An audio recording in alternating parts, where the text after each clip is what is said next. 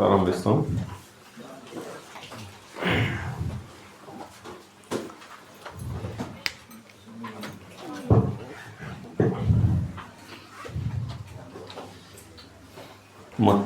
మొదటి పాఠం ఏంటంటే బైబిలే దేవుని గ్రంథం అనేది చూస్తాం అన్నమాట. బైబిలే దేవుని గ్రంథము.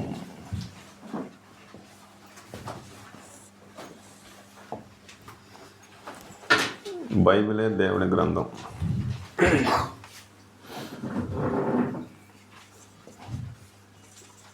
లోకంలో చాలా మత గ్రంథాలు ఉన్నాయండి.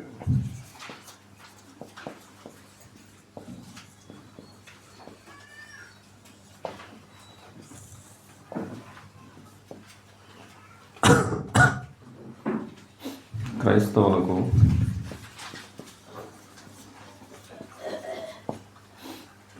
బైబిల్ ఉంది, హిందువులకు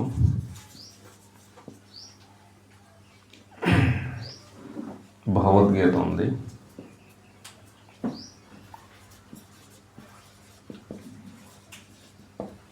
ముస్లిమ్స్లకు ఖురాన్ ఉంది, అలాగే జైన మతం,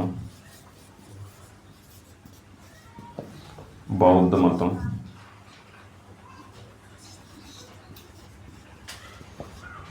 సిక్కు మతాలు ఇంకా చాలా మతాలు ఉన్నాయి. వారి గ్రంథాలు వాళ్ళు ఫాలో అవుతుంటారు.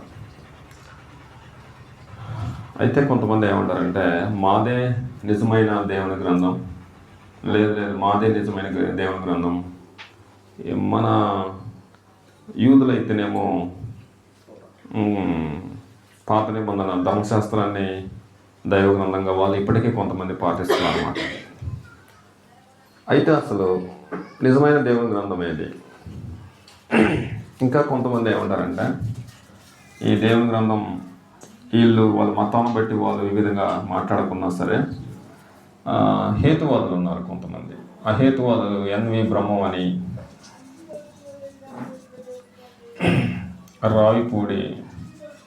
రావిపూడి వెంకటాద్రి అని,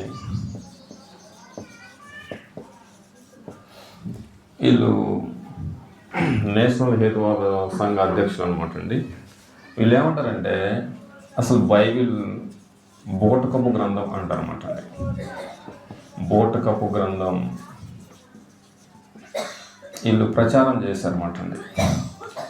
బైబిల్ అవాస్తవ గ్రంథం అంటారన్నమాట అండి. అవాస్తవ గ్రంథం, ఇందులో సత్యమే లేదు అనేసి మాట్లాడారు వీళ్ళు. సత్యమే లేదు ఇందులో. క్రైస్తవ మతస్థులు వాళ్ళకున్నటువంటి ఆ పిచ్చిని బట్టి బైబిల్ అనేది పుట్టించుకొని ఇది మనుషుల చేత రాయించుకొని దాన్ని ఫాలో అవుతుంటారు. మానవులు రాసిన గ్రంథం అనేది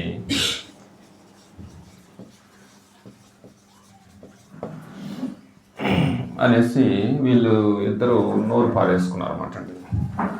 మతస్థులు వాళ్ళ మతాన్ని బట్టి గొప్పగా మాట్లాడకుండా కొంతమంది హేతువాదులు మరి కొంతమంది సాంఘికవేత్తలు బైబిల్ గురించి తప్పుగా మాట్లాడటం ఇప్పటికీ చూస్తున్నాం. కొంతమందిని బైబిల్ కాల్ చేశారు, బైబిల్ గురించి ఇప్పటికీ తప్పుడు మాటలు తప్పుడు రాతలు రాస్తున్నారు. రకరకాలుగా బైబిల్ గురించి చాలా అభిప్రాయాలు వస్తున్నాయి అన్నమాట అండి. ఎన్ని అభిప్రాయాలు వచ్చినా సరే బైబిల్ మాత్రం ఎప్పటికీ కొనసాగుతూనే ఉందన్నమాట అండి. కాబట్టి బైబిలే దేవుని గ్రంథంగా ఈరోజు నిరూపించబోతాం మనం. బైబిలే దేవుని గ్రంథంగా మనం నిరూపించబోతాం. డస్టర్ ఎక్కడ ఉంది? లేదు ఇక్కడ.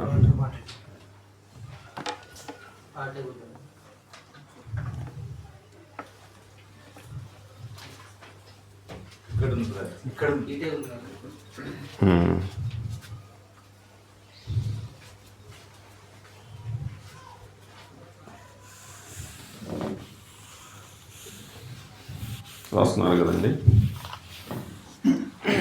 ఎన్వి బ్రహ్మం అని పేరు ఉండొచ్చు మీరు.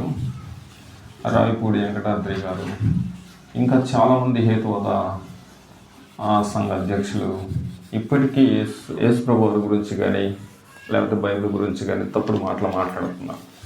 అంటే వాళ్ళు చెప్పేది ఏంటంటే బైబిల్ వాస్తవం కాదు, బైబిల్కి అసలు దేవునికి సంబంధం లేదు, బైబిల్ అంతా అబద్ధాల పుట్ట, బైబిల్ అంతా అబద్ధాల పుట్ట అనేసి ప్రాపకం చేశారన్నమాట అండి. చూద్దాం బైబిల్ అసలు దేవుని గ్రంథమా కాదా, మనుషులు రాశారా, మరి ఎవరు రాశారనే విషయాన్ని చూడబోతున్నమాట అండి. బైబిలే దేవుని గ్రంథం. బైబిల్ నందు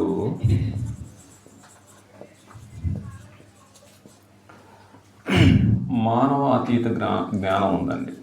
మానవ అతీత జ్ఞానం కలదు. మానవ అతీత జ్ఞానం కలదు అంటే దాని అర్థం ఏంటంటే మానవ జ్ఞానానికి మించిన జ్ఞానం, మానవ జ్ఞానానికి మించిన జ్ఞానం ఉందన్నమాట అండి.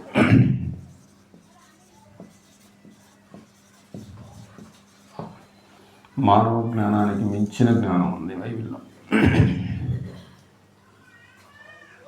బైబిల్ నందు మొదటిగా మానవ అతీత జ్ఞానం కలదు. అంటే అర్థమైందంటే మానవ జ్ఞానానికి మించిన జ్ఞానం, మానవుడు ఆలోచన శక్తి కంటే మించిన జ్ఞానం బైబిల్లో ఉందన్నమాట అండి. అందులో మొదటిగా ఇందులో సైన్స్ సంబంధించిన ఆధారాలు ఉన్నాయి. సైన్స్ సంబంధించిన ఆధారాలు. రెండవదిగా ప్రవచనాలు నెరవేర్పులు ఉన్నాయన్నమాట.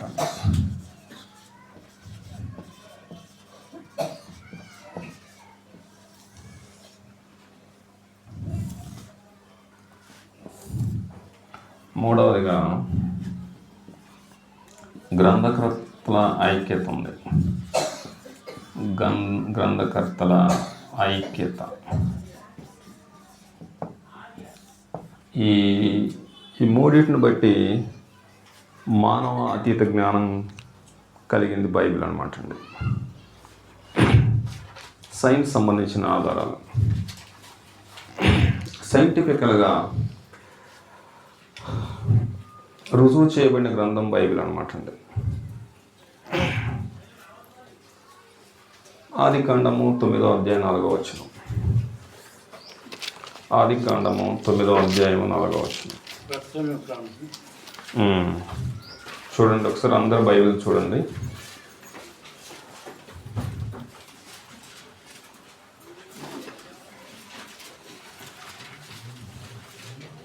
ఆదికాండము 9:4.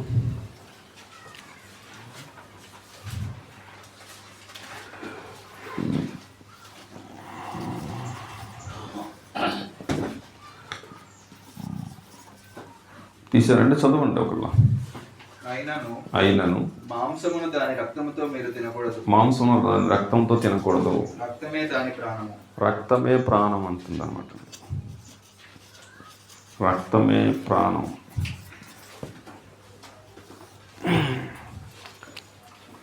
రక్తమే ప్రాణం అనేసి బైబిల్ ఎప్పుడో చెప్పేసిందండి.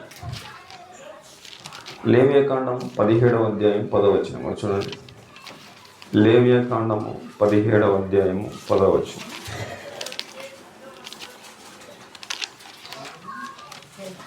లేవియాకాండము 17:10. మరియు ఇశ్రాయేలీయుల కుటుంబంలోనేమి మీలో నివసించు పరదేశులలోనేమి ఒకడు దేని రక్తమును తినినను రక్తము తినువానికి నేను విముఖుడనై జనులలో నుండి వాని కొట్టివేయుదును. తర్వాత రక్తము దేహమునకు ప్రాణము. రక్తము దేహానికి ప్రాణం. మీ నిమిత్తము ప్రాయశ్చిత్తము చేయునట్లు బలిపీఠము మీద పోయుటకై దానిని మీకిత్తిని. రక్తము దానిలోనున్న ప్రాణమును బట్టి ప్రాయశ్చిత్తము చేయును. కాబట్టి మీలో ఎవడును రక్తము తినకూడదనియు మీలో నివసించు ఏ పరదేశీయు రక్తము తినకూడదనియు నేను ఇశ్రాయేలీయులకు ఆజ్ఞాపించితిని. కాబట్టి రక్తమే ప్రాణం అనేసి బైబిల్ ఎప్పుడు చెప్పిందంటే, ఈ మాట రాసింది ఎవరు తెలుసు కదా మీకు? ఆదికాండం రాసింది ఎవరు అనమాట అండి? మోషే గారు రాశారు. మోషే గారు ఎప్పుడు రాశారు? యేసు ప్రభు కంటే ముందు సుమారుగా 3600 సంవత్సరాల క్రితం రాయబడింది అన్నమాట. ఇప్పటికీ అంటే మోషే కంటే ముందు దాదాపుగా 1500 సంవత్సరాలు 1600 సంవత్సరాల క్రితం రాయబడింది. ఆ తర్వాత 2000 సంవత్సరాలు, తర్వాత 3000, ఇప్పటికీ దాదాపుగా ఈ 2000, మొత్తం దాదాపు 5600 సంవత్సరాలు ఇప్పటికీ.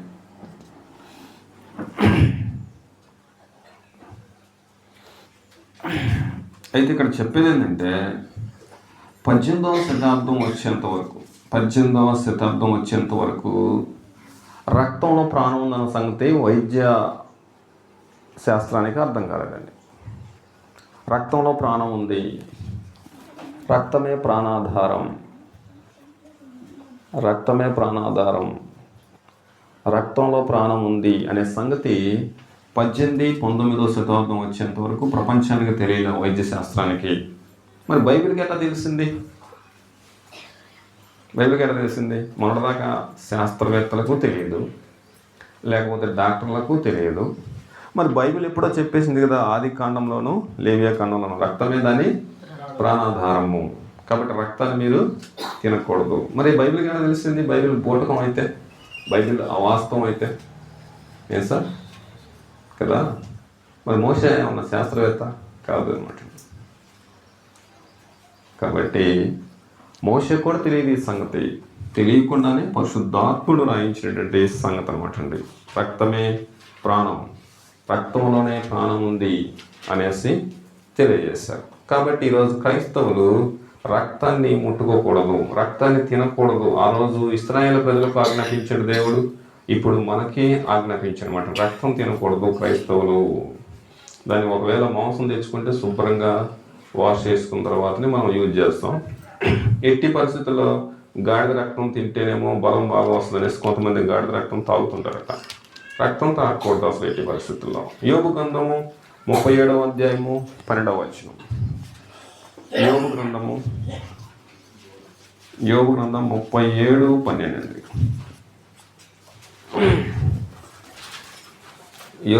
37వ అధ్యాయము 12వ వచనం. ఆయన వలన నడిపింపబడినది నరులకు నివాసయోగ్యమైన భూగోళం మీద అన్నాడండి. భూగోళము అనే మాట రాశాడు అక్కడ. భూమి ఏ ఆకారం ఉందంట సునీలు? గోళాకారంలో ఉందని తెలియజేశారు. భూగోళము అనే మాట ఉపయోగించాడు. భూమి గుండ్రంగా ఉందని చెప్పిన శాస్త్రవేత్త ఎవరు తెలుసు కదా మీకు? భూమి కదులుతుందని, భూమి గుండ్రంగా ఉందని తెలియజేసిన శాస్త్రవేత్త ఎవరంటే కోపర్నికస్ అనమాట అండి. కోపర్నికస్ ఏం చేశాడంటే భూమి బంతిలాగా గుండ్రంగా ఉంది అని తెలియజేశాడు. గుండ్రంగా ఉండటం మాత్రమే కాదు, భూమి తిరుగుతుంది అని కూడా తెలియజేశాడు. భూమి తిరుగుతుంది అనేసి కోపర్నికస్ చెప్పేశాడు. అయితే కోపర్నికస్ చెప్పినప్పుడు జనులందరూ నవ్వారటండి. భూమి తిరగటం ఏంది, భూమి కదలటం ఏంది, భూమి బంతిలాగా ఉండటం ఏంది అని చెప్పారంటండి. ఆయన 1543వ సంవత్సరంలో 16వ శతాబ్దంలో దీన్ని తెలియజేశాడు. ఆయనతో పాటు ఇంకొక జార్జి ఫెర్డినాండ్ అనే శాస్త్రవేత్త కూడా 1522లో భూమి గోళాకృతిలో ఉందని తెలియజేశారు. ఇద్దరు తెలియజేశారు. కోపర్నికస్, జార్జి ఫెర్డినాండ్ అనే వ్యక్తి తెలియజేశారు. భూమి భూగోళాకారంలో ఉంది, భూగోళము అని అనమాట. భూమి పలకపాటుగా ఉందని చెప్పేశారు ఒకప్పుడు. భూమి ఆకారం ఉందని చెప్పుకున్నారు, ప్రపంచం అంతా పలకపాటుగా ఉందన్నారు. కానీ బైబిల్ ఏం చెప్తుందంటే భూమి గుండ్రంగా ఉంది అని అనమాట. మూడవదిగా యోబు గ్రంథంలోనే, యోబు గ్రంథము 26వ అధ్యాయం 7వ వచనం. యోబు గ్రంథము 26వ అధ్యాయం 7వ వచనం. శూన్యమండలం పైన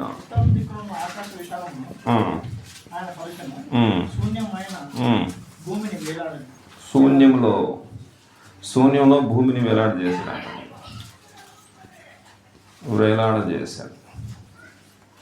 శూన్యంలో భూమిని వేలాడ చేశాడండి. శూన్యంలో భూమిని వేలాడ చేశాడు.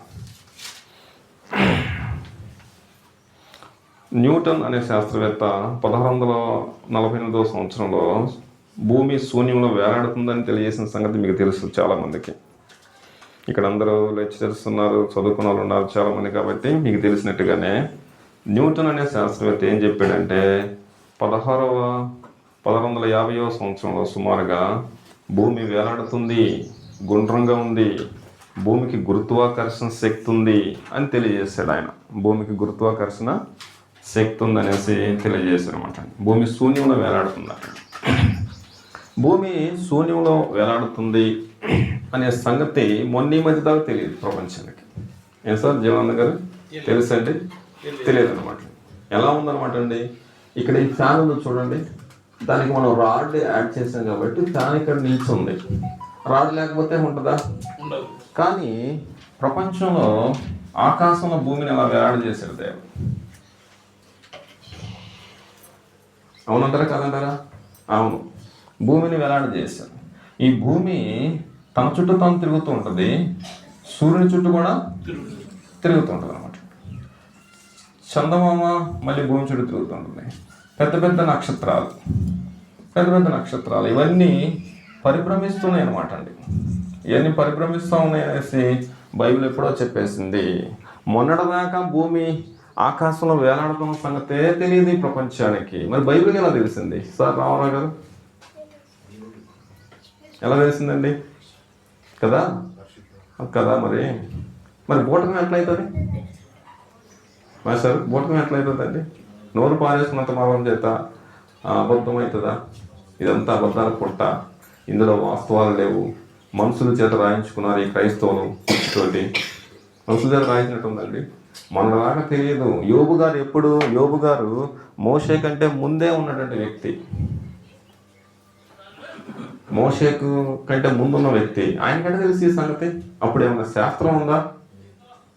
సైన్స్ డెవలప్ అయిందా సార్? మరి ఎలా చెప్పాడు ఆయన? పరిశుద్ధాత్మ దేవుడు ఆయనకు బయలుపరిచారన్నమాట. భూమి గోళాకారంలో ఉంది, భూమి శూన్యంలో వేలాడుతుంది, భూమి పరిభ్రమిస్తుంది అనేసి అద్భుతమైన సంగతులు మనకు తెలియజేయడం జరిగిందనమాట. అంత మాత్రమే కాదు, కీర్తన గ్రంథము 8వ అధ్యాయం 8వ వచనం చూడండి. కీర్తనలు 8వ అధ్యాయము 8వ వచనం. సముద్ర మార్గములలో సంచరించు వాటినన్నింటినీ బైబిల్ తెరిచి చూడాలి అందరూ దయచేసి. సముద్ర మార్గములలో అన్నాడండి ఇక్కడ. సముద్ర మార్గాలు,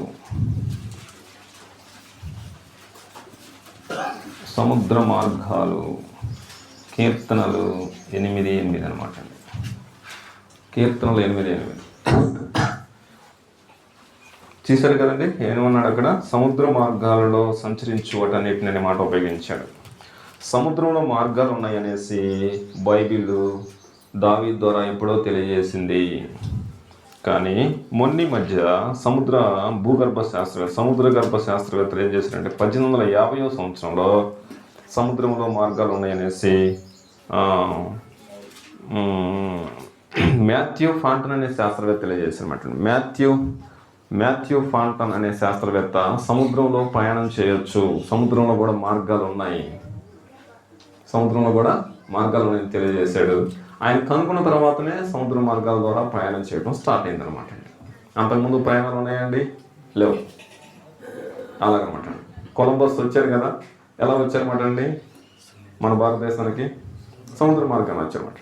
ఎందుకంటే ముందే తెలియజేశారన్నమాట అండి. ఎప్పుడు? 1850వ సంవత్సరంలో. మరి దీనికంటే ముందే కీర్తన గ్రంథకర్తకి ఎలా తెలుసు సముద్రంలో మార్గాలు అనే సంగతి? ఏమ్మా, ఎవరు చెప్పారు ఆయనకి? పరిశుద్ధాత్మ తెలియజేసి. మనుషులకు సైన్స్ డెవలప్ అయినంత వరకు కూడా తెలియని సంగతులు కొన్ని వేల సంవత్సరాల క్రితమే, దాదాపుగా 5600 సంవత్సరాల క్రితమే ఆనాటి భక్తులకు ఎలా తెలిసింది? ఇది మనుషులు రాసిన గ్రంథమా? మనుషులకే తెలియదు. మనుషులు ఎట్లా రాస్తారు అప్పుడు బ్రదర్? మనుషులకే తెలియదు. ఇప్పుడు మనం వచ్చిన మనకంటే తెలియగలనుకుంటాం మనం శాస్త్రవేత్తలు, లేకపోతే డాక్టర్స్. మరి వాళ్ళకే తెలియని సంగతి వీళ్ళకైనా తెలిసింది. మనుషులు రాస్తే వాళ్ళు మనుషులే కదా. గ్రంథం ఏం చెబుతుందంటే వాళ్ళు రాసిన సంగతి కూడా వాళ్ళకి తెలియదు. నా మాట అర్థమవుతుందా? మోషే రాసిన సంగతి మోషేకి తెలియదు, పేతురు రాసిన సంగతి పేతురికి తెలియదు. ఎవరు నడిపించారు వాళ్ళని?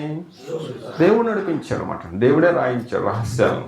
సముద్రంలో మార్గాలు ఉన్నాయి అని తెలియజేశాడు కీర్తనలు 8:8. ఇర్మియా గ్రంథము 33వ అధ్యాయము 22వ వచనం. ఇర్మియా గ్రంథము 33వ అధ్యాయము 22వ వచనం సార్. ఆకాశ నక్షత్రములు లెక్కింప శక్యము కానట్టుగాను, సముద్రము ఇసుక రేణువుల నుంచుట అసాధ్యమైనట్టుగాను, నా సేవకుడైన దావీదు సంతానమును నాకు పరిచర్య చేయు లేవీయులను లెక్కింపలేనంతగా నేను విస్తరింప చేయుదును. అదండి పరిస్థితి.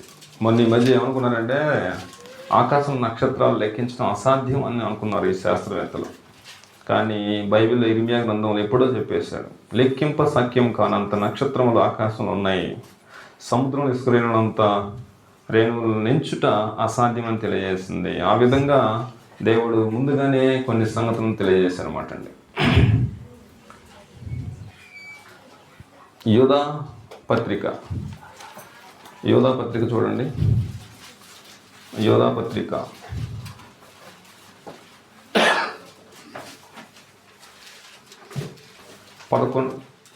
13వ వచనం. యోధా పత్రిక 13వ వచనం చూడండమ్మా. తన అవమానమును మరుగు వెళ్ళగక్కు వారై సముద్రం యొక్క ప్రచండమైన అలలుగాను మార్గము తిరుగు చుక్కలుగాను ఉన్నారు. మార్గము తప్పి తిరుగు చుక్కలు అన్నాడండి, అంతేనా? ఉంది బైబిల్లో. మార్గము తప్పి తిరుగు చుక్కలు అంటే చుక్కలు తిన్నగా ఉన్నాయా, తిరుగుతున్నాయి అనమాట అండి. తిరుగుతున్నాయి అని చెప్పేశారు బైబిల్లో. ఎప్పుడో దేవుడు మార్గాల్లో తమ మార్గాల్లో తిరుగుతున్నాయి చుక్కలు అని చెప్పేశాడండి. ఇటు చూడండి ఒకసారి బోటికెళ్ళి. చుక్కలు నక్షత్రాలు లెక్కింప సఖ్యం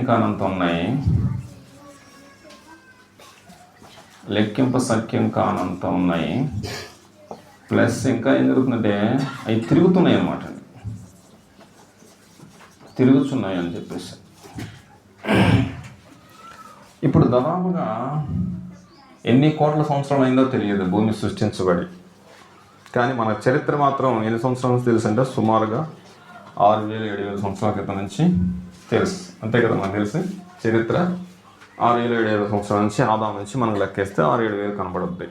కానీ అంతకంటే ముందే ఎప్పుడో సృష్టించబడిన సంగతి తెలుసు మనకు.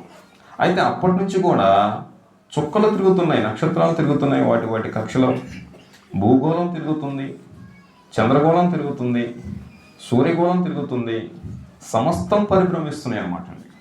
సమస్తం వాటి కక్షలో పరిభ్రమిస్తున్నాయి. పరిభ్రమిస్తున్నా కూడా మార్గం తప్పట్లేదేంటి?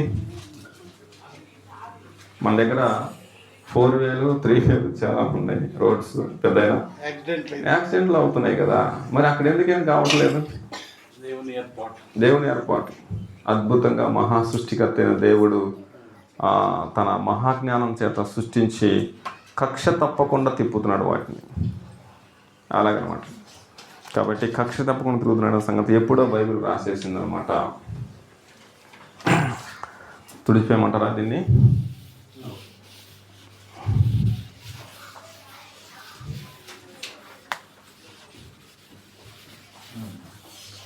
ఇబ్బంది లేదుగా.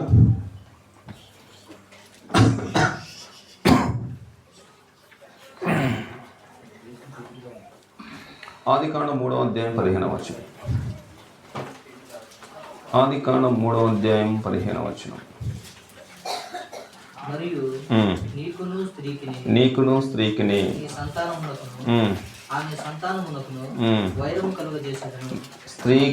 ఆమె సంతానము అంటాడన్నమాట అండి.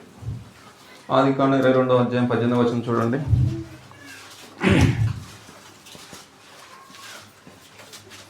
మరియు నీవు నా మాట వినినందున భూలోకంలోని జనములన్నీ నీ సంతానం వలన ఆశీర్వదించబడును, నా తోడని ప్రమాణం చేసి ఉన్నానని. నీ సంతానం అంటాడు 22:18లో. నీ సంతానం అంటాడు అన్నమాట. దీన్ని బట్టి మనకి ఏమర్థం అవుతుందంటే స్త్రీ పురుషుల కణాలు కలిస్తేనే పిండం ఏర్పడుద్ది అన్నమాట అండి. స్త్రీ కణాలు పురుషుల కణాలు కలిస్తేనే పిండం ఏర్పడుద్దని బైబిల్ ఎప్పుడో చెప్పేసింది. కానీ మొన్నటిదాకా కూడా ఈ సంగతి తెలియదు. మొన్న ఈ మధ్య మన శాస్త్రవేత్తలు దాన్ని నిరూపించారన్నమాట అండి. స్త్రీకి కణాలు పురుష కణాలు కంపల్సరీగా సంపర్కం చెందాలి, లోపల ఫలదీకరణ అది చేయాలి, తర్వాత అప్పుడు ఇదైతుంది, పిండం ఉత్పత్తి అవుతుంది అనేసి శాస్త్రవేత్తలు తెలియజేస్తారు. కానీ బైబిల్ ఏమన్నాడంటే స్త్రీకి ప్రాణ బీజాలు ఉన్నాయి, పురుషుడికి ప్రాణ బీజాలు ఉన్నాయి, వారి వారి బీజాల్లో అని తెలియజేస్తారన్నమాట అండి. అందుకే యేసు ప్రభు వారు పురుష బీజం లేకుండా స్త్రీ సంతానంగా పుట్టడానికి దేవుడు అవకాశం కల్పించారన్నమాట అండి. అంటే ఒక్క స్త్రీ బీజం ద్వారానే ఉత్పత్తి అయ్యే అవకాశం కూడా ఉంది అని నిరూపించారన్నమాట అండి. యేసు ప్రభు వారు పురుషులతో సంబంధం ఉందా ఆయన పుట్టినప్పుడు? లేదు. కానీ సర్వజ్ఞాని అయిన దేవుడు, మహాశక్తిమంతుడైన దేవుడు ఒక్క స్త్రీ బీజను ఉపయోగించి జననం కలిగించవచ్చు అన్నాడండి. దాన్ని నిరూపించారు అన్నమాట అండి. ఈ మధ్య మన వాళ్ళు ప్రయత్నం చేస్తున్నారు దాని గురించి. మన ఈ మధ్య స్త్రీ పురుషులు సంపర్కం ఉంటేనే, నాకు బీజాలు ఉంటేనే కంపల్సరీగా పిండం ఏర్పడుతుందని చెప్పేసి అనమాట అండి. లేవియా కాండము 17వ అధ్యాయం 15వ వచనం. లేవియా కాండము 17వ అధ్యాయం 15వ వచనం. మరియు కళేబరమునైనను చేర్చబడిన దానినైనను ఇరు ప్రతివాడు దేశముందు పుట్టినవాడేమి పరదేశి ఏమి వాడు తన బట్టలను ఉదుక్కొని నీళ్లతో దేహమును కడుక్కొని సాయంకాలం వరకు అపవిత్రుడగును, తర్వాత పవిత్రుడగును. అయితే వాడు వాటిని ఉదుకుకొనకయు తన దేహమును కడుక్కొనకయు ఉండిన ఎడల వాడు తన దోష శిక్షను భరించును. కాబట్టి దీన్ని బట్టి మనకి ఏమర్థమైందంటే సునీలు, సచ్చిన దాన్ని తినకూడదు అని చెప్పేశాడు ఎప్పుడో దేవుడు లేవియా కాండంలో. సచ్చిన దాన్ని తినకూడదు, సచ్చిన దాన్ని ముట్టకూడదు, సచ్చిన మాంసాన్ని వండుకు తినకూడదు అని తెలియజేశారు అన్నమాట అండి. అయితే మొన్న ఈ మధ్య మన శాస్త్రవేత్తలు తెలియజేసిన సంగతి ఏంటంటే సచ్చిన దాన్ని ముట్టకూడదు అని చెప్పారు అన్నమాట అండి. మరి బైబిల్లో అప్పుడే చెప్పేసాడు లేవియా కాండంలో, మన వరకు తెలియని సంగతిని. అంతకుముందు పూర్వ దినాల్లో ఏం చేశారో తెలుసా? సచ్చిన మాంసం వండుకు తిన్నటువంటి సందర్భాలు చాలా ఊర్లలో చూస్తాం మనం. ఏదైనా ఓ జంతువు చచ్చిపోయింది అనుకోండి అడవిలో, దాన్ని తీసుకొచ్చుకోవడం, వండుకోవడం, తినడం చేశారు కదండి. ఎద్దులు కానీ, అడవి జంతువులు కానీ, లేకపోతే కొన్ని అప్పుడప్పుడే చచ్చిపోయినాయి కానీ అంతకుముందు చనిపోయిన వాటిని కానీ తీసుకొచ్చి తినేశారు పాపం మనసుకు తెలియక. కానీ మొన్న ఈ మధ్య మన శాస్త్రవేత్తలు తెలియజేసిన సంగతి ఏంటంటే సచ్చిన దాన్ని ముట్టకూడదు, అందులో ఉన్నటువంటి ఆ బ్యాక్టీరియా వల్ల రకరకాల భయంకర జబ్బులు వచ్చే ప్రమాదం ఉందనేసి మనకు తెలియజేశారు. యోబు గ్రంథం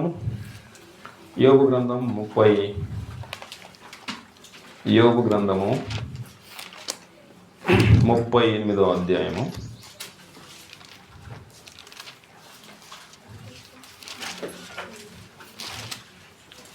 యోబు గ్రంథం తీసారు కదా, సారీ అండి, 28వ అధ్యాయము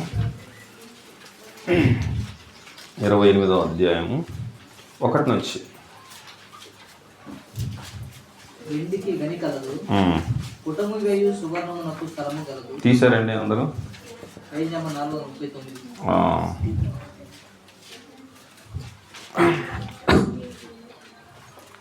యోబు గ్రంథము 28వ అధ్యాయము 1వ వచనం. వెండికి గనులు ఉన్నాయి, పుటం వేయబడు స్థలం ఉంది.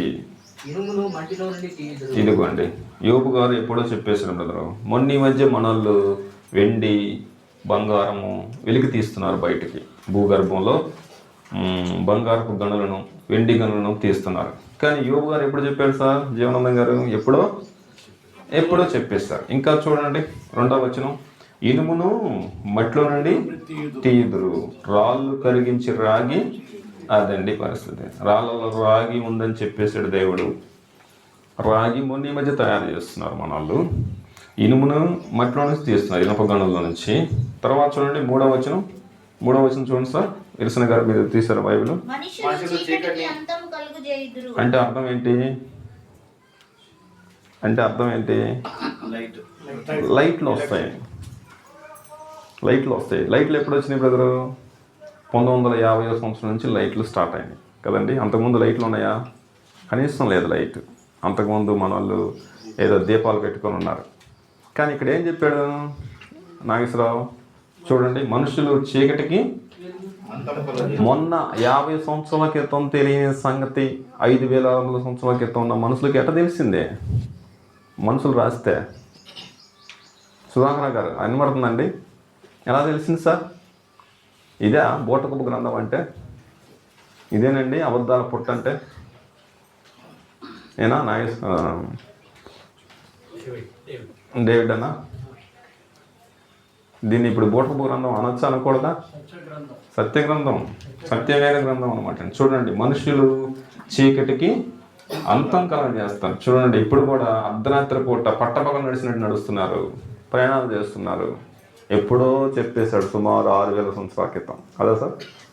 అలాగే తర్వాత చూడండి, ఇంకా గాఢంధకారములోను వెదుకుచు సంచరిస్తారు.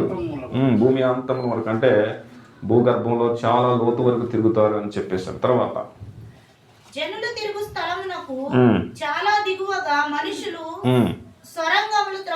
సొరంగాలు వచ్చినాయి రాలేదమ్మా? ఇప్పుడు వచ్చేసినాయి. దాదాపు కిలోమీటర్, 2 కిలోమీటర్లు, 3 కిలోమీటర్ల వరకు కూడా సొరంగాలు తవ్వేసి రైలు ప్రయాణాలు, బస్సు ప్రయాణాలు కూడా చేస్తున్నారు మనలు. అవునా కదా సుధాకర్ సార్? అలాగే మాట్లాడండి.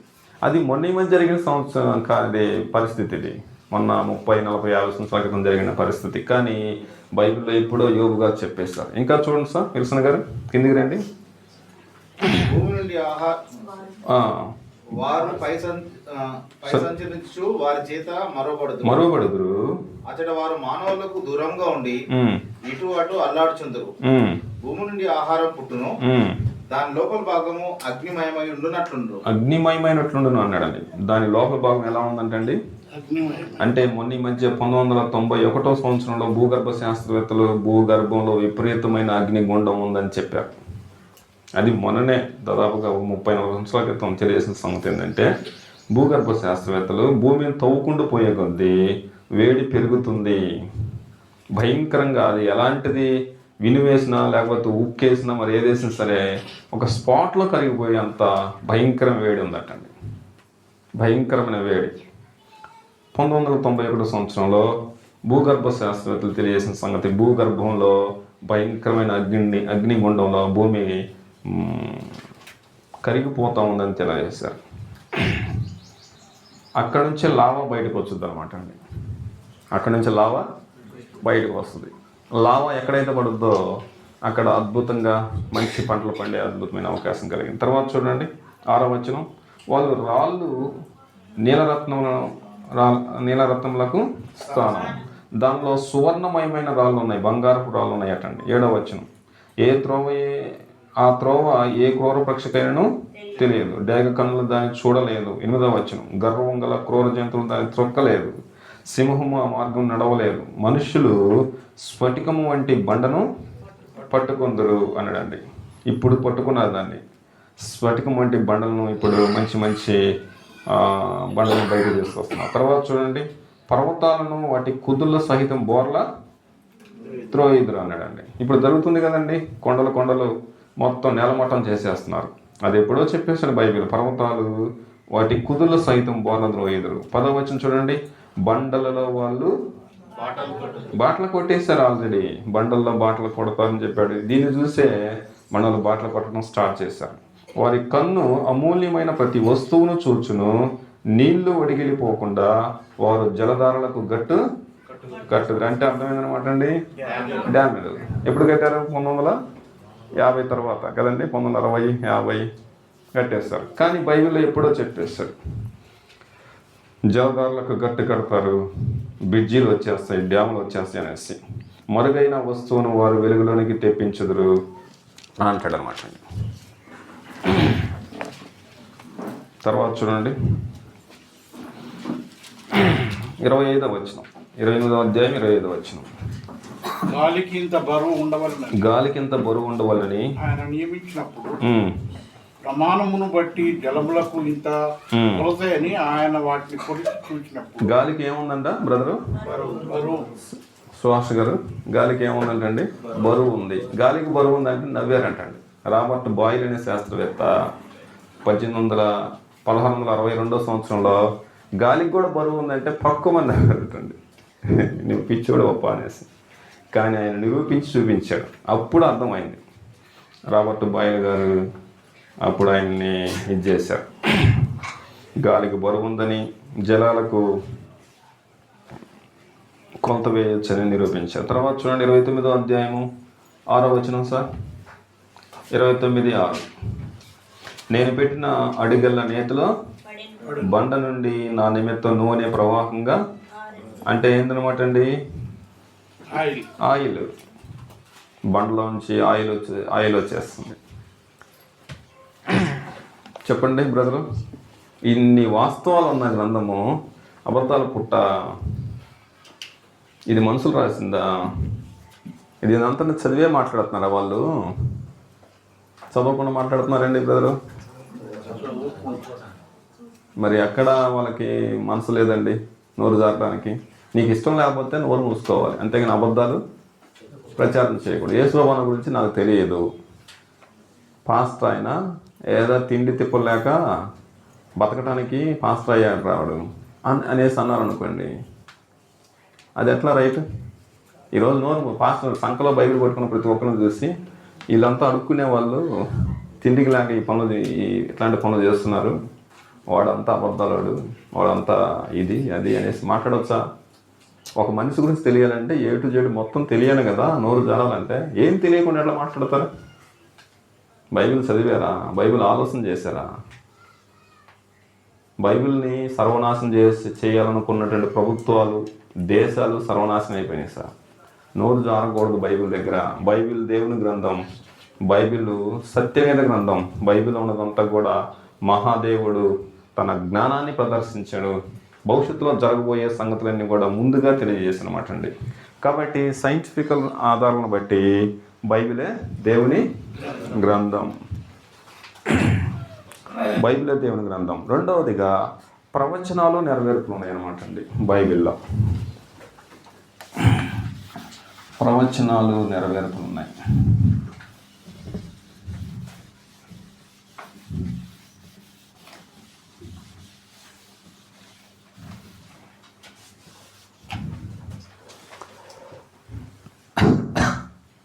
ప్రవచనాలు నెరవేర్పులు ఒకటి ఏంటంటే,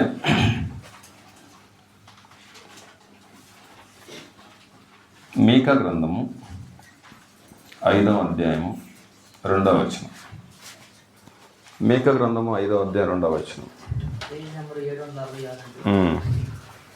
బెత్లెహేము ఎఫ్రాతా యూదావారి కుటుంబములో నీవు స్వల్ప గ్రామమైన నా కొరకు ఇశ్రాయేలును ఎనబువాడు నీలో నుండి వచ్చును. పురాతన కాలం మొదలుకొని శాశ్వత కాలము ఆయన ప్రత్యక్షమవుతుండెను. చాలండి. ఇశ్రాయేలు ఏలబోయేవాడు నీలో నుండి వచ్చున్నాడు అండి. అంటే క్రీస్తు ఎక్కడ పుడతారని చెప్పేశాడు? బెత్లెహేములో పుడతారని చెప్పేశాడు.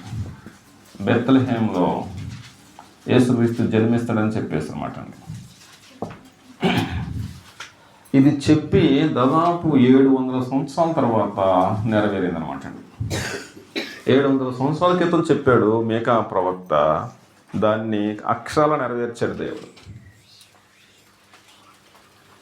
లోకరక్షకుడు బెత్లెహేములో పుట్టబోతున్నాడు, ఇశ్రాయేల్ రాజు బెత్లెహేములో పుట్టబోతున్నాడు అనేసి దేవుడు ముందుగానే తెలియజేశాడు.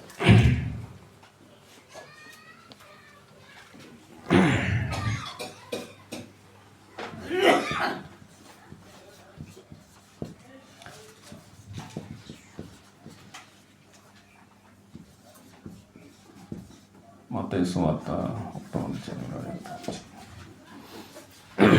చూశారు కదండి, రాసుకున్నారా? మీకా గ్రంథము 5వ అధ్యాయం 2వ వచనంలోనేమో బెత్లెహేములో పుడతారని చెప్పేశాడు. మత్తయి సువార్త 2వ అధ్యాయం 1-5 వచనాల్లో బెత్లెహేములో పుట్టినట్టుగా మనకు ఆధారము ఉంది. కాబట్టి ఎప్పుడు చెప్పాడు సార్ విల్సన్ గారు? ముందుగానే 700 సంవత్సరాల క్రితం. అది అక్షరాలు నెరవేరలేదండి? అక్షరాలు నెరవేరింది. అలాగే యెషయా గ్రంథము 7వ అధ్యాయం 14వ వచనం. కన్యక గర్భాన కన్య గర్భాన క్రీస్తు పుడతాడని చెప్పేశాడు అనమాట. పేజ్ నెంబర్ 573 అండి. 7వ అధ్యాయం 7వ అధ్యాయం 14వ వచనం సార్. కాబట్టి ప్రభు తానే ఒక సూచన మీకు చూపించును. ఆలకించుడి. కన్య గర్భవతి అయి కుమారుని కని అతనికి ఇమ్మానుయేలు పేరు పెట్టును. అదే అండి, అది మత్తయి సువార్త 1:21 అక్షరాల నెరవేరింది అనమాట అండి. కన్య గర్భం, పురుష సంబంధం లేకుండా. లోకా సువార్తలో ఏమంటాడంటే, గబ్రియల్ దూత వచ్చేసి మాట్లాడినప్పుడు, నాకు అసలు పురుషుడే తెలియదే, నాకెలా వస్తుంది గర్భం అనేసి ఆవిడ పాపం అమాయకంగా అడగద్ది. అది దేవుని దయ వల్ల సర్వోన్నతుని యొక్క శక్తిని నీకు అమ్ముకుంటుందమ్మా అని చెప్పడం జరుగుద్ది. కాబట్టి చెప్పినట్టుగానే యెషయా 750 సంవత్సరాల క్రితం చెప్పిన సంగతిని అక్షరాలు నెరవేర్చాడు యేసుక్రీస్తు కన్య గర్భాన పుట్టే సంగతి గురించి. అలాగే దానియేలు గ్రంథము 2వ అధ్యాయము 1 నుంచి 42 వచనాల్లో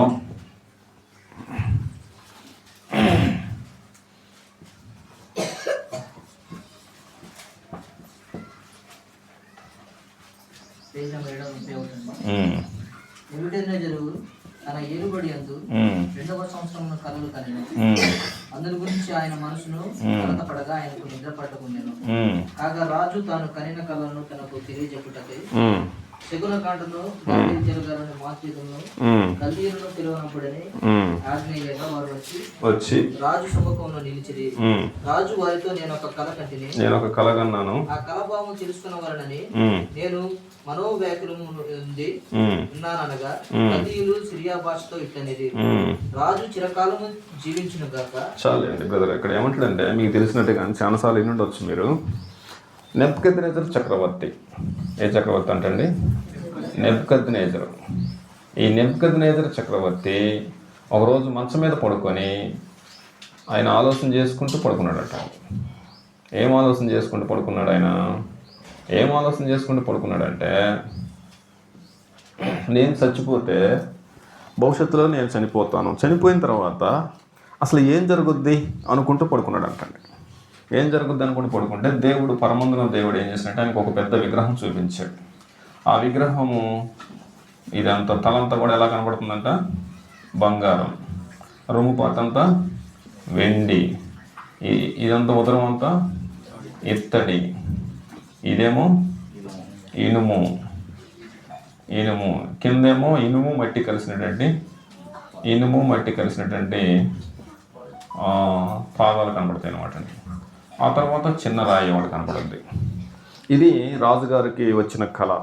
అయితే ఆయన మర్చిపోతే అందులో అందరిని పిలిపించి అడుగుతారు అనమాట అండి. ఎవరైనా చెప్పారా? ఎవరు చెప్పలేదు. ఎందుకు చెప్పలేదు? ఇప్పుడు అక్కడ చాలామంది పండితులు ఉన్నారు. రాజుగారికి ఏమో కళ వచ్చింది, కళ కూడా మర్చిపోయాడు. కళ ఇచ్చింది ఎవరు? దేవుడు. మర్చిపోయేటట్టు చేసింది ఎవరు? ఎందుకు? దానియేలుని హైలైట్ చేయడానికా? లేకపోతే ఎందుకు అంటే, కళ ఇచ్చిన దేవుడు కళ మర్చిపోయేట్లు చేసింది. ఎందుకంటే ఒకవేళ రాజుగారికి కళ గుర్తుందనుకో, రాజుగారికి కళ చెప్తాడు. ఇదిగో నాకు ఇలా బ్రహ్మాండమైన ఒక విగ్రహం కనబడింది, తలంతా కూడా బంగారం, రొమ్ము అంతా కూడా వెండి, ఉదరం అంతా ఇత్తడి, కిందంతా ఇనుములా కనపడింది, ఏమై ఉండొచ్చు అన్నాను అనుకోండి. అక్కడ నుండి పండితులు ఏమంటారంటే, వాళ్ళకి ఇష్టం వచ్చినటువంటి ఆలోచన చొప్పున ఏదో చెప్తారు. రాజుగారు దాన్ని నమ్ముతారు అనమాట అండి. కాబట్టి భవిష్యత్తులో జరగబోయే దాన్ని ఉన్నట్టుగా తెలియచేయాలంటే అది దానియేలు ద్వారానే జరగాలనే ఉద్దేశంతో రాజుగారికి ఇచ్చిన కళను మర్చిపోయేట్లు చేశాడు, జనాభాకు అర్థం కాకుండా చేశాడు. ఇదంతా దేవుని ప్లాన్ ప్రకారం జరిగిన కార్యక్రమం అనమాట అండి. కాబట్టి దానియేలు గారు వస్తాడు. దానియేలు చెప్పాడు, చెప్పలేదా? కాబట్టి రాజా, బంగారం ఎవరో కాదు, నీ రాజ్యమే, బబులోను సామ్రాజ్యం. వెండి మాదియా సామ్రాజ్యం, ఇత్తడి గ్రీక్ సామ్రాజ్యం, ఇనుము రోమా సామ్రాజ్యం. అలాగే ఇనుము మట్టి కలిసింది యోధా రాజ్యం అనమాట అండి. మరి ఈ చేతి సహాయం లేకుండా చేయబడిన రాయి ఎవరు అనమాట అండి? క్రీస్తు రాజ్యం. ఇది ఈ క్రీస్తు రాజ్యము ఏం జరుగుతుంది అనమాట అండి? ఇదంతా చూర్ణం చేసేసి, ఈ బొమ్మనంతా చూర్ణం చేసేసి కుప్ప అయితే పెద్ద గాలి వచ్చేసి కుప్ప మీద కొట్టినప్పుడు మొత్తం చెల్లాచెదరైపోతాయి. అప్పుడు ఈ చిన్న రాయి కాస్త ఎలా పెరిగిందంటండి?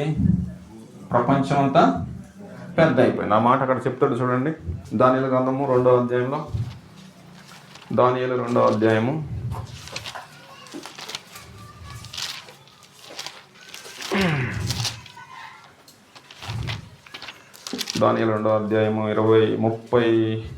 35వ వచనం చూడయా.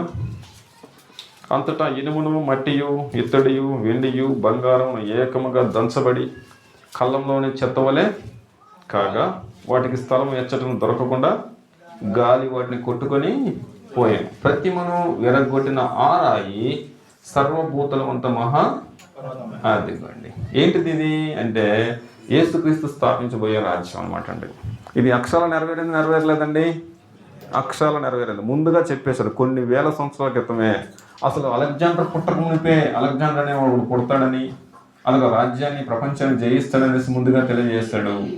కోరేషు గురించి ముందుగా తెలియజేశాడు, అలాగే కైసర్ గురించి ముందుగా తెలియజేశాడు, అలాగే యేసు ప్రభువు భూమి మీద స్థాపించబోయే మహా సామ్రాజ్యం గురించి, ప్రపంచం అంతా విస్తరించేదాని గురించి చెప్పాడు.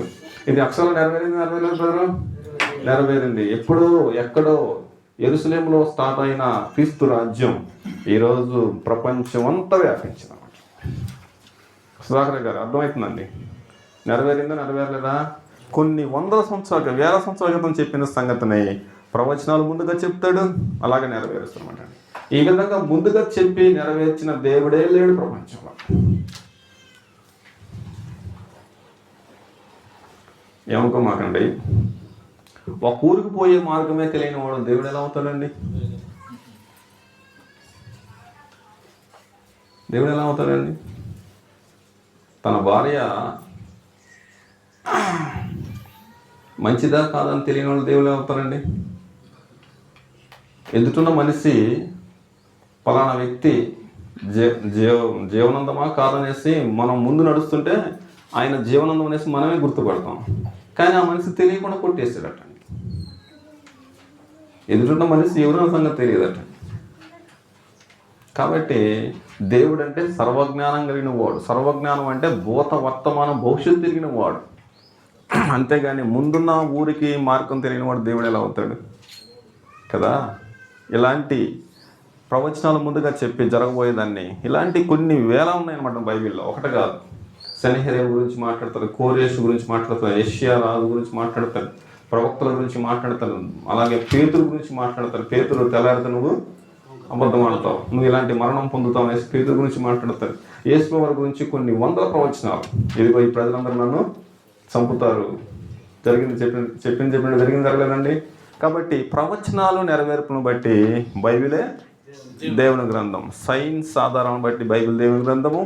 రెండవది ప్రవచనాలు నెరవేర్పును బట్టి బైబిల్ దేవుని గ్రంథం. మూడవదిగా గ్రంథకర్తల ఐక్యత అన్నమాట.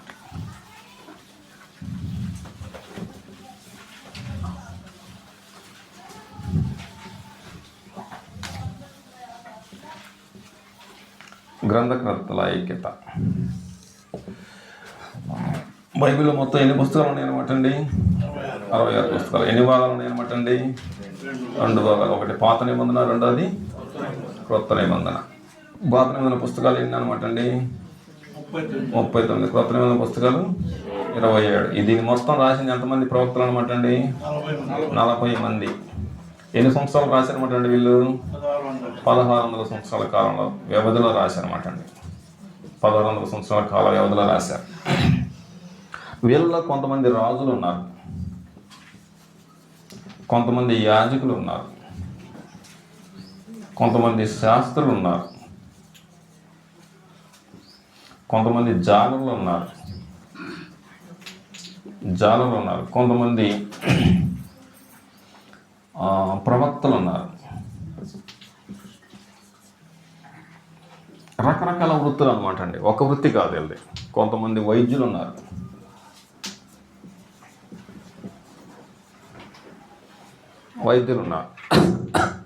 వీళ్ళందరూ ఒకే కాలానికి సంబంధించిన వల్ల వేరే వేరే కాలానికి సంబంధించిన వాళ్ళు అంటండి, వేరు వేరే కాలం అనమాట అండి. ఇప్పుడు మోషేకి అలాగే యోహానికి దాదాపుగా 1600 సంవత్సరాలు, దాదాపు 1700 సంవత్సరాల కాలం ఏమైనా ఉందన్నమాట రాసే సమయానికల్లా.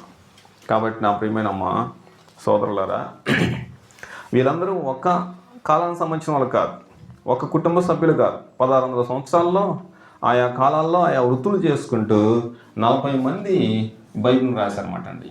ఈ 40 మంది రాసినా కూడా బైబిల్ మొత్తం 66 పుస్తకాలు ఒక వ్యక్తికి ఇచ్చాం, ఒక పండితుడికి ఇచ్చాం అనుకోండి. ఆ పండితుడు ఏం చెప్తాడంటే ఇదంతా ఒక్కడే రాశాడని చెప్తాడండి బైబిల్. ఇదంతా ఎంతమంది రాశారో చూడండి సార్ అని అనుకోండి. ఒక వేదాంతి ఉన్నాడు అనుకోండి, ఎవరైనా ఒక పండితుడికి ఇచ్చాను అనుకోండి, అసలు ఈ బైబిల్ మొత్తం ఎవరు రాసి ఉంటారంటే ఈ బైబిల్ మొత్తం ఎవరు రాశారు కానండి ఒక్కడే రాశాడండి. ఎందుకంటే ఆది కాండానికి ప్రకటన గ్రంథానికి సంబంధం ఉంది, నిర్గమకాండానికి యోహాను సువార్తకు సంబంధం ఉంది. ప్రతి పుస్తకానికి ఇంటర్లింక్ ఉంది బైబిల్లో. ఒకదానికొకటి ప్రోత్సహించుకునే కానీ ఒకదానికొకటి విమర్శించుకున్న దాఖలాలే లేవు. ఇందులో గ్రంథకర్తల ఐక్యత 40 మంది రాశారు, 1600 సంవత్సరాల్లో రాశారు. ఒకరినొకరు విమర్శించుకోవడం కానీ ఒకరినొకరు ఎత్తి పొడుచుకోవడం కానీ ఎట్లాంటిది ఏమీ లేదనమాట. ఇంత ఐక్యతగా, ఇంత సమాధానకరంగా, ఇంత ప్రోత్సాహకరంగా ఉన్నటువంటి పుస్తకం ఒకటి కూడా లేదు. ఒక పుస్తకం అంట 3 రాశారట అండి. 3 రాస్తే 3 రాసిన దానికి వేరు వేరు కథాంశాలు ఉన్నాయి అనమాట. ఒకే చరిత్ర 3 రాస్తే 3 రాసిన దానికి పొద్దుకే లేదు. ఆయన రాసిన పుస్తకానికి ఒకే చరిత్ర, మళ్ళీ 3 రాస్తేనే సంబంధం. మీకు అర్థమవుతుంది అనుకుంటాను కదండి. మరి 40 మంది రాసింది ఎలా ఏకంగా ఉంది? ఎవరు నడిపించారన్నమాట అండి వీళ్ళని? దేవుడు నడిపించి, దేవుడే వాళ్ళలో ప్రవేశించి వాళ్ళని ప్రేరేపించి నడిపించిన గ్రంథం కాబట్టి గ్రంథకర్తల ఐక్యతను బట్టి బైబిలే దేవుని గ్రంథం. బైబిల్ దేవుని గ్రంథమా లేకపోతే బుట్టపు గ్రంథమా? దేవుని గ్రంథం. అబద్ధాల పుట్ట, వాస్తవాల పుట్ట అనమాట అండి. వాస్తవాల పుట్ట. బైబిల్ నందు ఏముందనమాట అండి? బైబిల్లో మానవ అతీత జ్ఞానం ఉంది. మానవ జ్ఞానానికి మించిన జ్ఞానం ఉంది. ఉందా లేదమ్మా చెల్లి? ఉంది. మనసు రాశారా? దేవుడు రాయించారు దీన్ని? దేవుడు రాయించాడు. కాబట్టి ఇప్పుడు వాళ్ళని ఏమన్నారు ఇప్పుడు మనం? అంతేనా? రెండవదిగా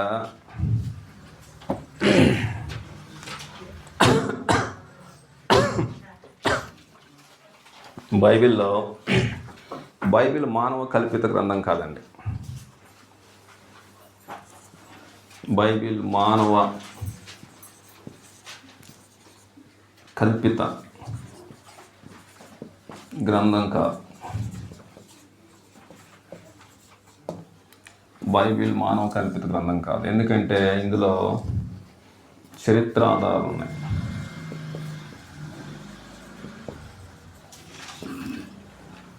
భౌగోళిక ఆధారాలు ఉన్నాయి.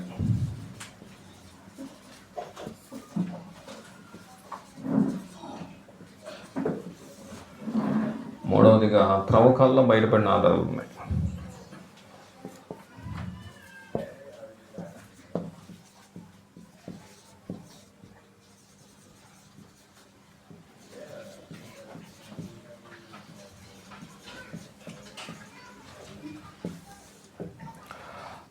చరిత్ర ఆధారాలు చూసాం. ఒకటి ఈజిప్ట్ చరిత్ర ఉందండి. ఈజిప్ట్ చరిత్ర, ఐగుప్తు చరిత్ర మన పాఠ్యపుస్తకాలు చెబుతాయి. సోషల్ స్టడీస్లో మనం చూస్తూ ఉంటాం ఈజిప్ట్ చరిత్ర అనేసి. బైబిల్లో ఏముందో మన చరిత్ర పుస్తకాల్లో కూడా అదే కనబడుద్ది అనమాట అండి. రెండవదిగా ఇస్రాయేల్ చరిత్ర ఉంది. ఇస్రాయేలీల చరిత్ర ఉంది. అషూర్ చరిత్ర ఉంది. ఇందులో అషూర్ చరిత్ర ఉంది. ఇందాక మనం చెప్పుకున్నట్టుగా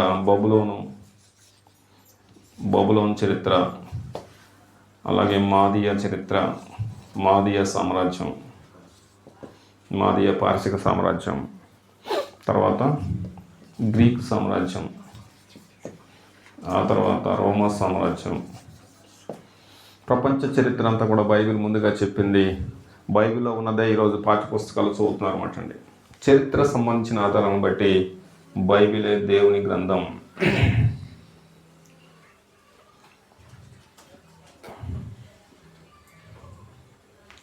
భౌగోళిక ఆధారాలు.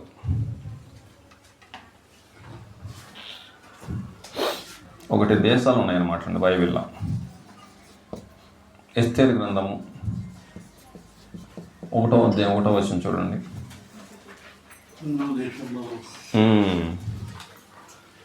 ఎస్తేరు గ్రంథం 1వ అధ్యాయం 1వ వచనం.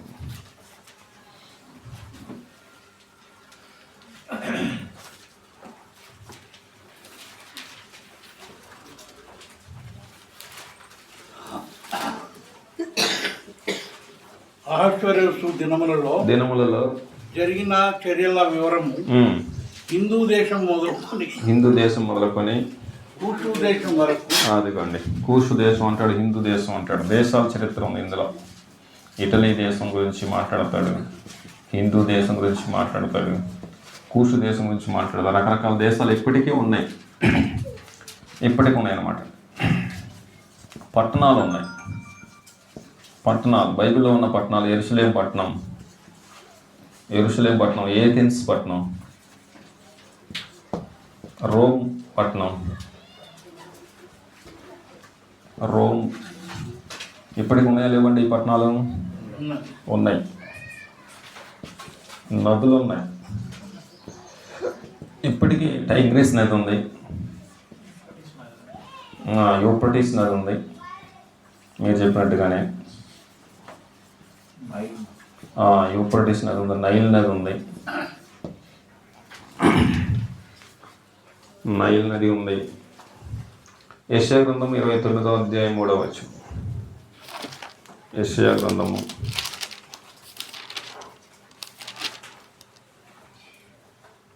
91. నేను నీతో యుద్ధము చేయుచు నీ చుట్టూ శిబిరము వేయుదును, నీకెదురుగా కోట కట్టి ముట్టడి దెబ్బ వేయుదును. అప్పుడు నీవు అణపబడి నేల నుండి పలుకుచుందువు, నీ మాటలు నేల నుండి ఒకడు గుసగుసలాడునట్లుండును. కర్ణపిశాచి స్వరం వలె నీ స్వరము నేల నుండి వచ్చును, నీ పలుకు ధూళుల నుండి గుసగుసలాడుతూ వినబడును. ఆదికాండం 2వ అధ్యాయము. 2వ అధ్యాయము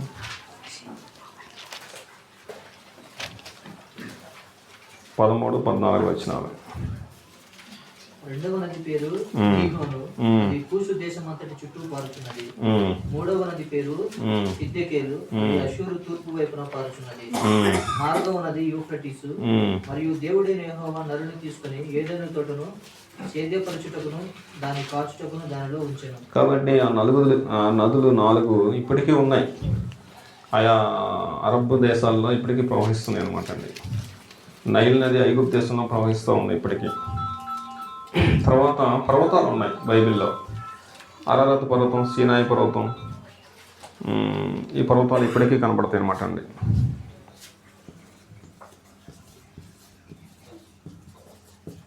అరారత్ మన నోవాహు దిగిన పర్వతం పేరు ఏం పేరు అనమాట అండి? అరారత్ పర్వతం. సీనాయి పర్వతం మన మోషే గారు వెళ్ళొచ్చిన పర్వతం సీనాయి పర్వతం ఇప్పటికీ కనపడద్దు అనమాట అండి. అలాగే త్రవ్వకాల్లో బయటపడిన ఆధారాలు,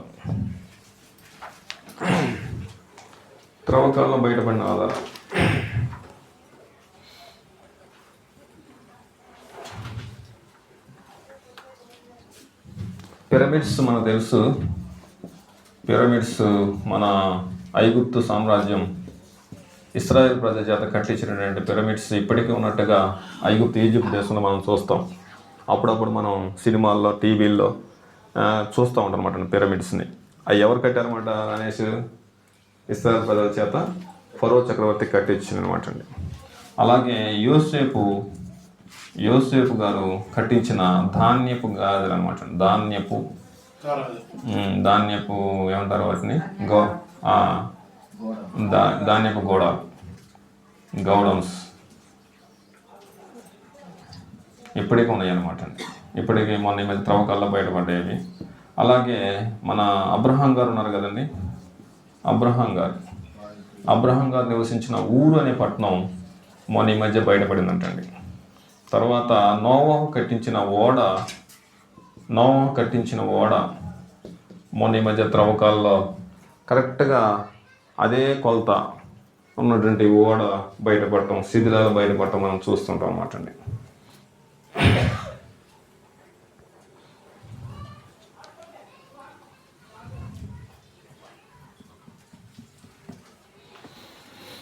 కాబట్టి చరిత్ర ఆధారాలను బట్టి, భౌగోళిక ఆధారాలను బట్టి, త్రవ్వకాల్లో బయటపడిన ఆధారాలను బట్టి బైబిల్ మానవ కల్పిత గ్రంథము కాదు, బైబిలే దేవుని గ్రంథం అన్నమాట.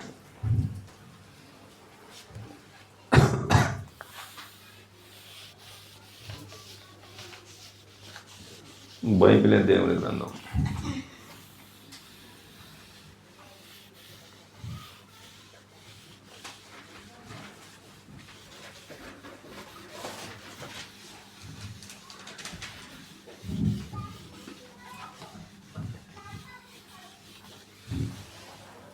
మూడవదిగా బైబిల్ ఆచరణ యోగ్యమైంది అనమాట అండి. బైబిల్ ఆచరణ యోగ్యమైంది.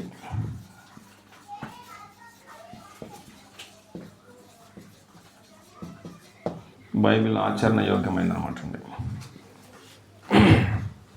అంటే అర్థం ఏంటంటే బైబిల్ ఎలాంటి వారు చదివినా సరే వాళ్ళ జీవితాలు మారిపోతాయి అన్నమాట అండి. ఎలాంటి వారు చదివి గైకుంటే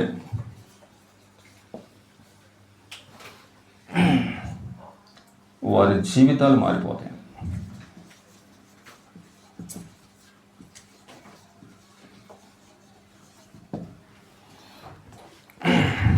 ఉదాహరణ చెప్పండి, మీకు తెలిసినట్టుగా ఎవరు ఉన్నారా? నపుంసకుడు.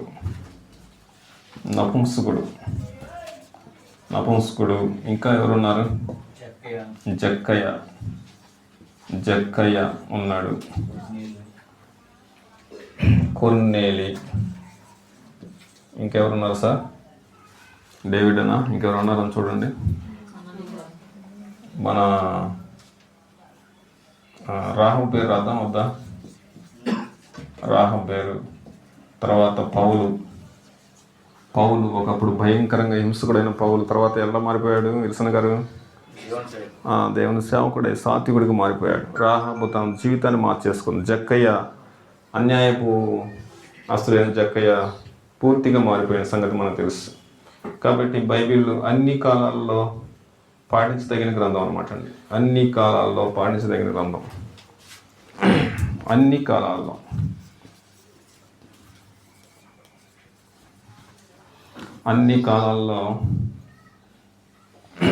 ఆచరించదగిన గ్రంథం అన్నమాట.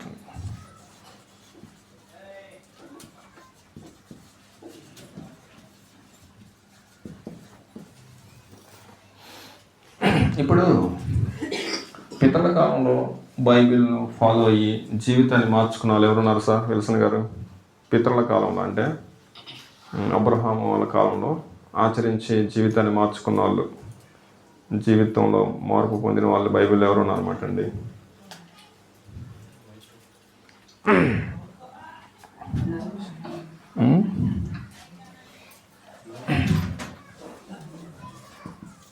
పితరుల కాలంలో, ధర్మశాస్త్ర కాలంలో, తర్వాత క్రొత్త నిబంధనలో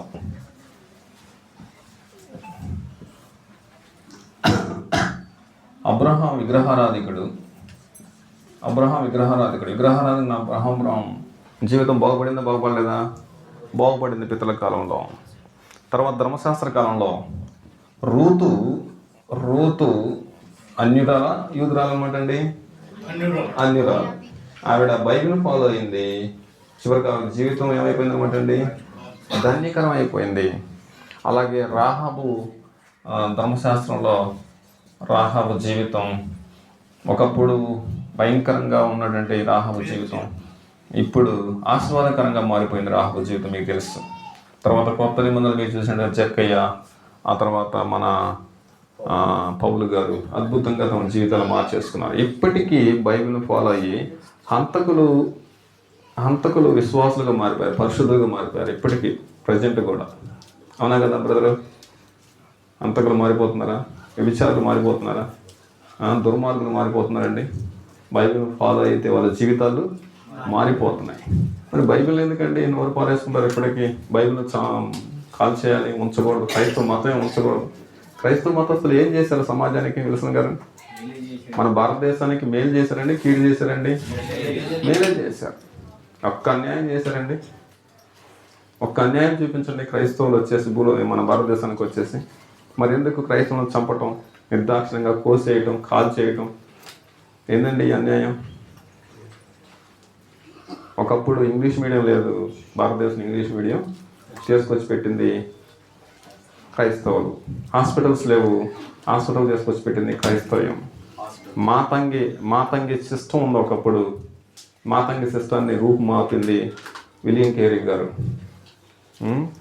ఆయన పేరు సాంఘిక సంస్కర్త రాజా రామ్మోహన్ రావు. రాజా రామ్మోహన్ రావు కంటే ముందు విలియం కేరీ గారు ఇది లేదు వ్యవస్థను మార్చేసాడండి. భర్త చనిపోతే భార్య కూడా సతీ సహగమని రాజా రామ్మోహన్ రావు గారు ఆయన రియాక్ట్ అయ్యాడు. దానికంటే ముందు మన విలియం కేరీ గారు చేశారన్నమాట. భర్త చనిపోయినంత మాత్రం భార్య చావాల్సిన పని లేదు. ఈ వ్యవస్థ పూర్తిగా తప్పది, మారండి ఇలా చెప్తుంది బైబిల్. అవసరమైతే మళ్ళీ పెళ్లి చేసుకోవచ్చు, ఆమెకి ఇష్టమైతే. ఇష్టం కాకపోతే సైలెంట్గా ఉండవచ్చు, అంతేగాని భర్త కూడా చావాల్సిన పని లేదు. మాతంగి సిస్టమ్ అంటేనేమో ఒక తక్కువ కులంలో నుండి వాళ్ళని తీసుకొచ్చేసి ఊరు మొత్తానికి వేసేలా తయారు చేస్తారు అన్నమాట. దేవయాని చేస్తారు. ఈ ఏరియాలో, తెలంగాణ ఏరియాలో అది ఎక్కువ బాగా అనమాట. ఊరికి ఒక వేస్య ఉంటుంది అనమాట. మన క్రిస్టియన్స్ వచ్చేసి అలా చేయలేకూడదు, తప్పది. కొంతమంది స్వార్థపరులు వాళ్ళ యొక్క కోరికలు తీసుకోవడానికి ఏర్పాటు చేసిన సిస్టమ్ అనమాట అది. అంతేగాని అది వాస్తవం కాదు, చేయకూడదు అనేసి మన క్రిస్టియన్స్ ఫాదర్స్ లేకపోతే అక్కడ ఉన్న పండితులు ఈ వ్యవస్థనంతా మార్చేస్తారు. మా సార్ చెప్పినట్టుగా హాస్టల్స్ తీసుకొచ్చారు. క్రైస్తవం వల్ల భారతదేశానికి దాదాపుగా చాలా మేలు జరిగింది. ఒక్క అన్యాయం జరిగిందా బ్రదరు? మరి ఎందుకంటే వీళ్ళు ఎందుకు క్రైస్తవం మీద కత్తి పెట్టారు? రామారావు గారు మీరేమన్నా చెప్పారా మోడీ గారికి? అదండి, వాళ్ళ ఆధిపత్యం కొనసాగించడానికి ఎవరికో ఒకరి మీద బురదలు కాబట్టి ఇది చేస్తున్నారు అన్నమాట అండి. ఏమ్మా, చాలామంది బ్రాహ్మిన్స్ బాగుపడ్డారు, హిందూస్ బాగుపడ్డారు, విగ్రహారాధులు బాగుపడ్డారు, తమ జీవితాలు బాగుపడ్డారు. ఈరోజు మనం మహాత్మా గాంధీ అని పిలుచుకున్నటువంటి మహాత్మా గాంధీకి ఆ పేరు ఎట్ట వచ్చింది? ఆయన ఏ సిద్ధాంతం పాటించడం బట్టి? అహింస సిద్ధాంతం ఎలా వచ్చింది ఆయనకి? బైబిల్ని చదవబట్టి. కుడి సమయంలో కొట్టువన్నీ ఎడమ సంపద తెచ్చండి. ఆయన సొంత సిద్ధాంతం అది, యేసు ప్రభు సిద్ధాంతం అంటే అది. యేసు ప్రభు అని యొక్క ఆజ్ఞలు పాటించడం వల్ల ఈయన పాపులర్ అయ్యాడు. మరి యేసుక్రీస్తు వారిని చూడండి ఎంత అన్యాయం ఉంది. ఆయన ఏమో మహాత్ముడు అంటాడు. మొన్న ఈ మధ్య ఈ ప్రపంచ ప్రెసిడెంట్స్ కూడా ఏమన్నాడంటే, మీ రోల్ మోడల్ ఎవరు సార్ అని అడిగితే, మా రోల్ మోడల్ ఎవరంటే మహాత్మా గాంధీ అని చెప్తాడు. మహాత్మా గాంధీ ఒక ఆయన ఫాలో అయ్యాడు సార్ కదండి. ఆ విధంగా ఆ సిద్ధాంతాల ద్వారానే భారతదేశానికి కూడా స్వతంత్రం వచ్చేసింది. కాబట్టి ప్రపంచం ఫాలో అవ్వాల్సిన ఏకైక వ్యక్తి యేసు ప్రభు తప్ప ప్రపంచంలో ఎవరు ఫాలో అయినా సరే వాళ్ళకి పుట్టగతులు ఉండవు అన్నమాట. అన్ని జాతుల వారికి కూడా యేసు ప్రభు ఒక దిక్సూచిలుగా ఉన్నాడు. ఏ వృత్తిలో ఉన్నా సరే వాళ్ళ జీవితాలు మార్చగలిగిన ఏకైక ప్రభావశీలి యేసు ప్రభు అన్నమాట అండి. కాబట్టి నా ప్రియమైన అమ్మ, బైబిల్ దేవుని గ్రంథం అందామా లేకపోతే గోటం గ్రంథం అన్నమాట? దేవుని గ్రంథం. బైబిలే మానవ జీవితాన్ని మార్చగలిగిన గ్రంథం. బైబిల్ ఏముందంటమ్మా చెల్లి చెప్పండి? మానవ జ్ఞానానికి మించిన జ్ఞానం ఉంది. మానవ కల్పిత గ్రంథమా కాదా? ఇది కాదు. బైబిల్ ఆచరించవచ్చు, ఆచరించకూడదండి. కాబట్టి బైబిలే దేవుని గ్రంథం. ఇప్పటికీ నీవు ఉన్నట్టుగా పాటిస్తే నీ జీవితాన్ని యేసు ప్రభువులా మార్చేస్తుంది బైబిల్. నువ్వెంత దుర్మార్గుడు అయినా, పైకి చూడటానికి నేను మంచిగా ఉన్నా, కానీ లోపల బుద్ధి బాగలేకపోయినా సరే నీ బుద్ధిని సంపూర్ణంగా ప్రక్షాళన చేయగలిగిన గ్రంథం బైబిల్ అనమాట. నువ్వు ఆచరిస్తే చాలు.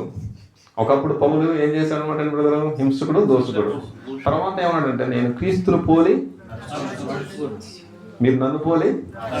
ఈయన ఎవరిలా మారిపోయాడు అంటండి? దుర్మార్గుడు సింహం కాస్త గొర్రెలా మారిపోయింది. సింహం గొర్రెలా మారిపోయింది. ఖచ్చితంగా నీ జీవితం కూడా మారిపోయింది. నువ్వు చేయాల్సిన పని ఉన్నాయంటే బైబిల్ ఆజ్ఞ జీవితాంతం పాటిస్తే చాలు, నువ్వు యేసుక్రీస్తులా మారిపోతావు. యేసు ప్రభు ఎలాగైతే పరలోక రాజ్యాన్ని చేరడం, నిన్ను కూడా పరలోక రాజ్యానికి చేర్చే ఏకైక గ్రంథం బైబిల్ అనమాట. దీని గురించి ఏమైనా డౌట్స్ ఉంటే అడగండి, ముగించేద్దాం. చెప్పబడిన పాఠం గురించి మాత్రమే డౌట్స్ ఏమైనా ఉంటే అడగండి, ఆలోచించేద్దాం. ఏమి లేవా?